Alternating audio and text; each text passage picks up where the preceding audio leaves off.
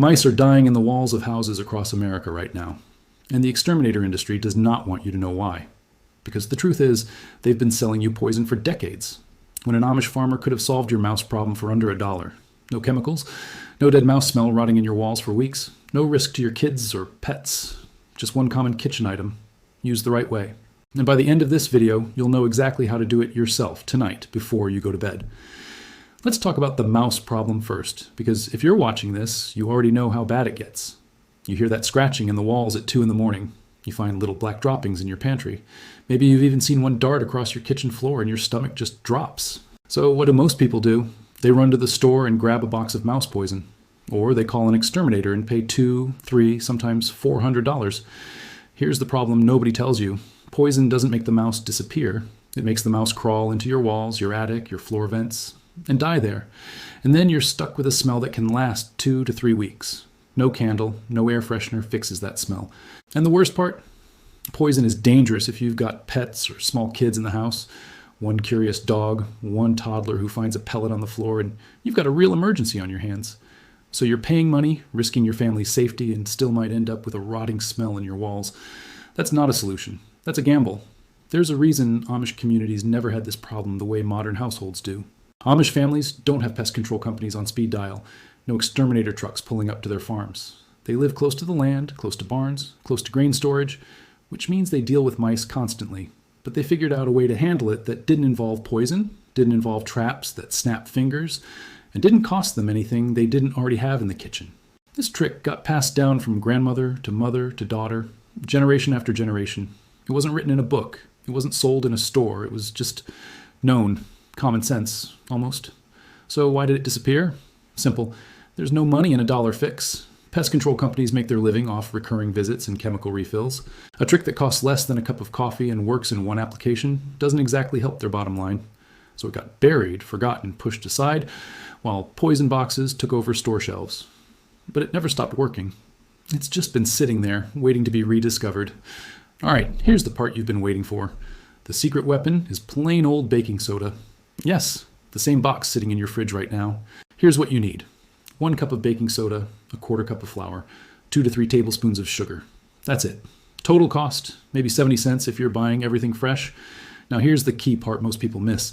You don't just sprinkle baking soda around and hope for the best. You have to mix it correctly to make it irresistible to a mouse. Mix the sugar and flour together first in a bowl. These 2 ingredients are what attract the mouse. Mice have an incredible sense of smell, and sugar especially pulls them straight in. Then add the baking soda and stir it all together until it's one consistent powder. Why does this work? Here's the science, and it's actually pretty simple. Mice can't burp. They can't release gas the way we do. When baking soda mixes with the acid in a mouse's stomach, it creates carbon dioxide.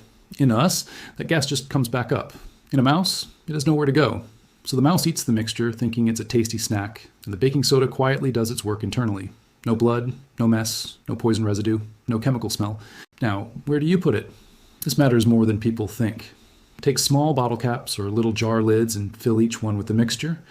Place them along walls, behind appliances, near any holes or gaps you've noticed, and inside cabinets where you've seen droppings. Mice like to travel along walls, not out in the open, so that's exactly where you want your bait stations. Here's a mistake almost everyone makes. They put out one bait station and expect results overnight. You need multiple stations, at least 4 or 5 around your kitchen and pantry area, because you don't know exactly which path the mice are using. Spread your odds.